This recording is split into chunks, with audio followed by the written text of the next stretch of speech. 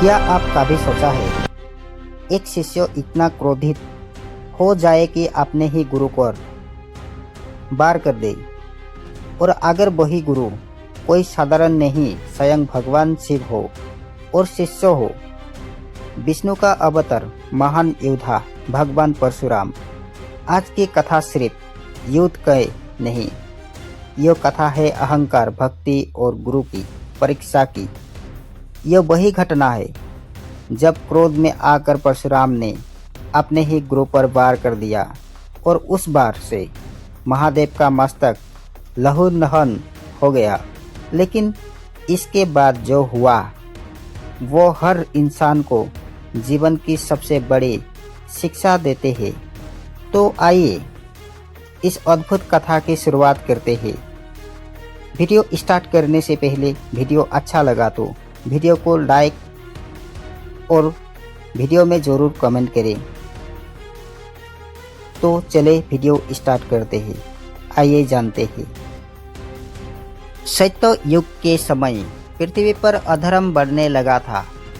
तब भगवान विष्णु ने जन्म लिया ऋषि जमदग्नि और माता रेणुका के घर। यह बालक आगे चलकर बना महायोद्धा भगवान परशुराम। बचपन से ही उन्होंने अद्भुत शक्ति थी, लेकिन उनके जीवन का असली मोड़ आया जब उन्होंने अपने गुरु के रूप में चुना स्वयं भगवान शिव को। परशुराम ने कठोर तपस्या की। हजारों वर्षों तक उन्होंने सिर्फ एक ही नाम लिया, ओम नमः शिवाय। उनकी भक्ति से प्रसन्न होकर एक दिन कैलाश पर्वत पर स्वयं शिव प्रकट हुए। महादेव बोले, वरण करो भक्त, क्या चाहते हो? परशुराम ने मुस्कुराकर कहा, प्रभु मुझे ऐसा ज्ञान और शक्ति दीजिए जिससे मैं धर्म की रक्षा कर सकूं। महादेव मुस्कुराए और उसी दिन से परशुराम को अपना शिष्य बना लिया। और आगे चलकर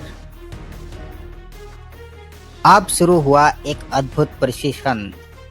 गुरु थे स्वयं भगवान शिव और शिष्य थे अदम्य योद्धा भगवान परशुराम।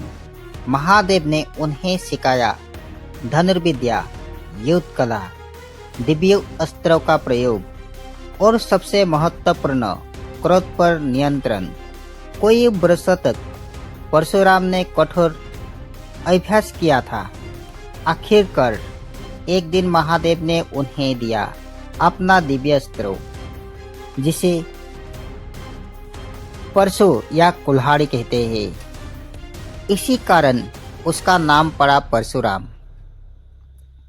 अब वे सिर्फ योद्धा नहीं रहे बल्कि धर्म के रक्षक बन गए। लेकिन एक दिन कुछ ऐसा हुआ था जिसने गुरु और शिष्यों के इस पवित्र रिश्ते की परीक्षा ले ली थी। अब हुआ असली युद्ध। तो वीडियो आगे जरूर देखें बिना स्किप किए। वीडियो अच्छा लग रहे थे वीडियो में जरूर कमेंट करें। एक दिन परशुराम कैलाश पर्वत पहुंचे।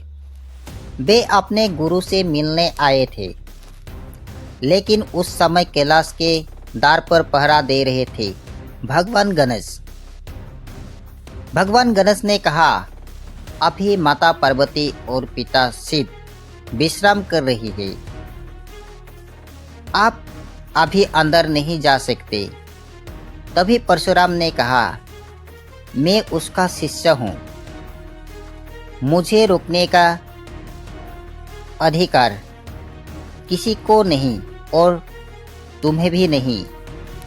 लेकिन गणेश अपने कर्तव्य पर अडिग रहे। यहीं से शुरू हुआ विवाद और फिर वो विवाद भयंकर युद्ध में बदल गया। उसके बाद परशुराम क्रोधित हो उठे। उन्होंने अपने दिव्य अस्त्र निकाले और गणेश भी पीछे हटने वाले नहीं थे। दोनों के बीच में भयंकर युद्ध शुरू हुआ। आखिरकार युद्ध में आकर और क्रोध में आकर परशुराम ने अपना परशु फेंक दिया। वो अस्त्र सीधा जाकर लगा गणेश जी के दांत पर और उसी क्षण गणेश का एक दांत टूट गया था। तभी से गणेश का कहा जाता है एक दांत। जब यह घटना हुई तो माता पार्वती क्रोधित हो उठे और उसी समय भगवान शिव वहां प्रकट हुए और कहा और देखा कि उसका पुत्र घायल है और यो सब क्या है। उसके ही शिष्य भगवान परशुराम ने महादेव बोले, परशुराम तुमने यो क्या किया। परशुराम का क्रोध अब शांत हो चुका था। उन्हें अपने ही गलती का एहसास हुआ। वे तुरंत महादेव के चरणों में गिर पड़े और बोले, प्रभु मुझसे बहुत बड़ा अपराध हो गया। तभी महादेव ने ऐसा कुछ किया जिसकी किसी को उम्मीद नहीं थी। घायल होने के बावजूद भगवान गणेश स्वयं उठे। उन्होंने परशुराम की ओर देखा और मुस्कुराए। गणेश बोले, माता इसने भूल हो गई है, लेकिन ये हमारे पिता का शिष्य है और शिष्य से गलती हो जाए तो गुरु का धर्म है उसे सही मार्ग दिखाना। गणेश की ये बात सुनकर पूरा वातावरण शांत हो गया। तभी भगवान शिव आगे आए। उन्होंने परशुराम को उठाया और कहा, भक्त परशुराम तुम्हारे अंदर अद्भुत शक्ति है, लेकिन अगर शक्ति के साथ धैर्य और विनम्रता ना हो तो वही शक्ति विनाश बन जाते हैं। परशुराम ने कहा हाथ जोड़कर, गुरुदेव आज से मैं अपने क्रोध पर विजय पाने का प्रयास करूंगा। तब शिव मुस्कुराए और गणेश के सिर पर हाथ रखकर बोले, आज से तुम एकदंत नाम से पूरे संसार में पूजे जाओगे। और परशुराम को आशीर्वाद दिया, जाओ वत्स धर्म की रक्षा करो। उस दिन कैलाश पर्वत पर एक महान शिक्षा दी गई।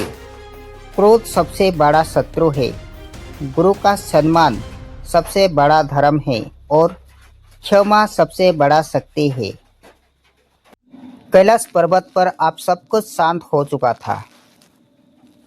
कुछ समय पहले जहां क्रोध और युद्ध की गूंजी थी, वही अब दिव्य शक्ति फैली हुई थी।